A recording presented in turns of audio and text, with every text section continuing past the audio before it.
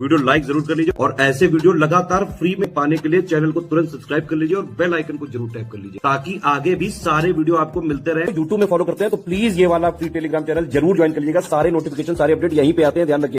नमस्कार दोस्तों, स्वागत है आप सभी का R by study for civil services पर। मैं अलका पांडे। तो दोस्तों, इस वीडियो में हम लोग देखने जा रहे हैं इतिहास के 10 सवाल जो कि आपके आने वाले UP PCS, MP PCS, Uttarakhand PCS या फिर अदर एग्जाम जैसे आपका समीक्षा अधिकारी का एग्जाम हुआ, इलाहाबाद हाई कोर्ट की वैकेंसी है, बीईओ है, इन सभी के लिए बहुत ही ज़्यादा इंपॉर्टेंट है।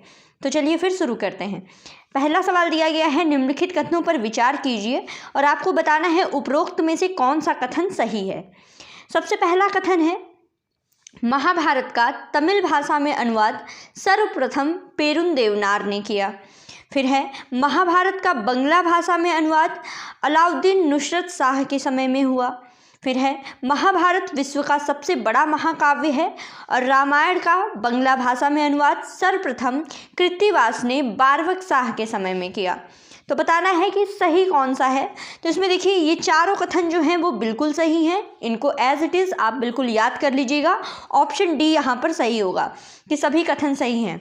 तो देखिए, जो जो एमसीक्यू मैं बनाते जा रही हूँ, आप लोग कमेंट बॉक्स में पूछते हैं कि इसके नोट्स कैसे बनाएं। तो देखिए, जैसे अगर आपको ये नहीं याद है या फिर आपको इसके बारे में जानकारी नहीं है, एक शॉर्ट नोट बनाइए अपनी, ठीक है। एक कोई भी पेपर वगैरह या फिर आपकी जो भी नोट्स हो उसमें लिखते जाइए कि महाभारत तमिल में पेरुंदेवनार। इसी तरह जो भी जितने भी मैं एमसीक्यू, देखिए लगभग 90 एमसीक्यू मैं करवा चुकी हूँ। आपको जो नहीं आता है उसकी शॉर्ट नोट बनाते चलिए, एग्जाम आते आते तक आपकी क्वालिटी नोट तैयार हो जाएगी। ठीक, आगे है, अगला सवाल दिया गया कि ऋग्वेद के संदर्भ में निम्नलिखित कथनों पर आपको विचार करना है और बताना है कि कौन सा कथन सही है। ठीक है, सबसे पहले ऋग्वेद में यानी इसमें चावल, नमक और मछली का उल्लेख नहीं मिलता है। फिर इसमें अयस शब्द तांबे या कांसे के लिए प्रयुक्त होता था।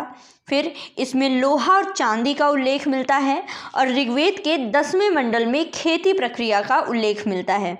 तो आपको बताना है कौन सा कथन सही है। तो इसमें देखिए, पहला कथन बिल्कुल सही कि इसमें चावल, नमक और मछली का उल्लेख नहीं मिलता है ऋग्वेद में। अयस शब्द जो है ये तांबे या कांसे के लिए और 10वें मंडल में खेती प्रक्रिया का उल्लेख मिलता है। यहाँ पे तीसरा कथन सही है कि देखिए, ऋग्वेद में लोहा और चांदी का उल्लेख नहीं मिलता है। ठीक है, तो इस तरीके से आपका स्टेटमेंट ए, बी और डी सही होगा। ऑप्शन सी यहाँ पे सही है। अब आगे बढ़ते हैं। अगला सवाल आपको बताना है कि निम्नलिखित में से कौन सा सुमेलित नहीं है। दिया है चरछड़ी, खेती, खिल्य, परती या फिर ऊसर, सीता, कुंड, लांगल, हल।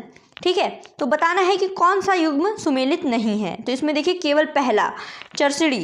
ठीक है, ऋग्वेद में चरछड़ी शब्द का प्रयोग जो है खेत नहीं बल्कि कृषि के लिए किया जाता था। ठीक है, खेती के लिए, कृषि के लिए किया जाता था, ना कि खेत के लिए। इसके अलावा ये जितने भी वोकैब्स हैं ऋग्वेद के बारे में, चरछड़ी, खिल्य, सीता और लांगल, इसको याद कर लीजिएगा। आगे बढ़ते हैं। अगला सवाल दिया गया है कि कौन सा युग्म जो है वो सुमेलित है। सबसे पहले कीवाश माने हलवाहा, शाकम खाद, खल खलियान, क्षेत्र खेत। ठीक है, तो कौन सा सुमेलित है। तो यहाँ पे देखिए, चारों जो हैं, चारों शब्द बिल्कुल सही हैं। ऑप्शन डी यहाँ पे सही होगा। कीवाश, शाकम, खल और क्षेत्र याद कर लीजिएगा। बिल्कुल इसको रटना है, इसमें कुछ नहीं है। ये आप रटेंगे तभी ऐसे सवाल आपके बन पाएंगे एग्जाम में। फिर है, दिया गया है कि कौन सा युग्म सही सुमेलित नहीं है। ठीक, ये सारा देखिए ऋग्वेद की बात हो रही है। ऋग्वेद में कौन कौन से शब्द आए हैं वही पूछा गया है, उसी का मतलब पूछा गया है। तो अभी हम ऋग्वेद देख रहे हैं। दिया गया है तक्षण, तक्षण मतलब बढ़ई, सोना, हिरण्य, ऊर्ध्वर, कढ़ाई बुनाई। तो इसमें देखिए कौन सा सुमेलित नहीं है ये बताना है। तो देखिए, तीसरा जो है ऊर्ध्वर कढ़ाई बुनाई, ये गलत है। बल्कि ऋग्वेद में ऊर्ध्वर जो शब्द है इसका प्रयोग अनाज मापने के बर्तन के लिए किया जाता था, ना कि कढ़ाई बुनाई के लिए। तो पता चल गया, तक्षण होता था बढ़ई, सोना हिरण्य हो गया और ऊर्ध्वर क्या है, अनाज नापने का बर्तन है। फिर सूची 1 को सूची 2 से आपको मिलाना है। दिया गया है आकाश का देवता, अंतरिक्ष का देवता और पृथ्वी का देवता। ठीक है, तो इसमें देखिए आकाश का देवता कौन। आकाश के देवता में सूर्य, वरुण, मित्र, पूषण और विष्णु। ठीक है, अंतरिक्ष के देवता इंद्र, मरुत, रुद्र और वायु, और पृथ्वी के देवता अग्नि, सोम, बृहस्पति और सरस्वती। ठीक है, ये याद कर लीजिएगा, मोस्ट इंपॉर्टेंट, डायरेक्ट भी एग्जाम में पूछा जा सकता है। जैसे पूछा गया एग्जाम में कि इंद्र कौन थे, तो याद रखना चाहिए कि अंतरिक्ष के देवता। ठीक है, पूषण के बारे में पूछा गया है एग्जाम में। ठीक, तो आकाश के देवता। आगे बढ़ते हैं, आगे फिर से वही है देवता के बारे में और सूची मिलाना है। ठीक है, तो जल या समुद्र के देवता कौन? जल या समुद्र के देवता थे वरुण। ठीक है, वनस्पति के देवता सोम। फिर उसके बाद आंधी के देवता मरुत, और चिकित्सा का देवता अश्विन। ठीक, इसको याद कर लीजिएगा। आगे बढ़ते हैं अगले सवाल की तरफ। सूची 1 को फिर से सूची 2 से मिलाना है। देवी देवताओं के बारे में, आर्यों का सबसे प्राचीन देवता ये थे देव। ठीक है, प्रातः काल की देवी उषा, प्रकृति की देवी अदिति, वर्षा एवं नदी के देवता पर्जन्य। ठीक है, तो पर्जन्य देखिए कई बार एग्जाम में आपके पूछा गया है, आपको बिल्कुल ऐसे मिलान करने को भी देगा, डायरेक्ट भी पूछा जाएगा कि ऋग वैदिक काल में पर्जन्य कौन थे, तो आपको याद होना चाहिए कि वर्षा एवं नदी के देवता।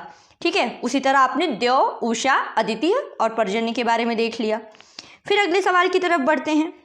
अगले फिर वही ऋग्वैदिक देवी देवताओं के बारे में है। देखिए, सृष्टि करने वाला देवता। ठीक है, सृष्टि करने वाला देवता कौन? आप। ठीक है, ज्ञान की देवी थी सरस्वती। जंगल की देवी अरण्यानी। यज्ञ के देवता बृहस्पति। ठीक है, अब आज हमारे आखिरी सवाल को देखेंगे। इसमें दिया है निम्नलिखित कथनों पर विचार कीजिए और बताना है कि कौन सा कथन सही है। ठीक, पहला कथन दिया गया कि ऋग्वेद का प्रसिद्ध गायत्री मंत्र सविता को समर्पित है।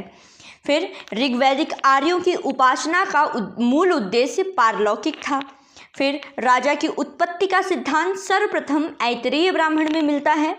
और आखिरी स्टेटमेंट है कि राजसूय यज्ञ में 17 प्रकार के जलों से राजा का अभिषेक किया जाता था। ठीक, तो इसमें देखिए कौन सा कथन सही है ये बताना है। पहला कथन तो एकदम सही है कि जो गायत्री मंत्र है वो सविता को समर्पित है। फिर उसके बाद ऐतरेय ब्राह्मण में ही राजा की उत्पत्ति का सिद्धांत दिया हुआ है और राजसूय यज्ञ में 17 प्रकार के जलों से राजा का अभिषेक किया जाता था। दूसरा स्टेटमेंट गलत है। ठीक है, दूसरा स्टेटमेंट क्या है? दूसरा स्टेटमेंट सही है कि ऋग्वैदिक आर्यों की उपासना का मूल उद्देश्य लौकिक था, ना कि पारलौकिक। ठीक है, तो दोस्तों आज हम लोगों ने अपने 10 MCQ हिस्ट्री वाले कर लिए प्राचीन भारत के इतिहास से रिलेटेड। तो दोस्तों देखिए, अब आपका यूपी PCS का एग्ज़ाम और RO का एग्ज़ाम ये जब भी होगा एक साथ ही होगा, उसकी तैयारी आप साथ में करते रहिए। 14 जुलाई को होने वाला है आपका उत्तराखंड PCS और 23 या 21 जून में ये है आपका MP PCS। ठीक है, तो इसमें से आप किसी भी एग्ज़ाम की तैयारी कर रहे हैं, अगर आपको पेड ग्रुप वगैरह चाहिए, आपको सिलेक्शन मटेरियल चाहिए, तो हमारे स्टडी फॉर सिविल सर्विसेज का पेड ग्रुप ज्वाइन कर सकते हैं, जहाँ पे आपको सिलेक्शन मटेरियल भी दिया जाएगा, डेली क्विज भी मिलेंगे, आपको पर्सनल गाइडेंस वगैरह भी मिलेगी।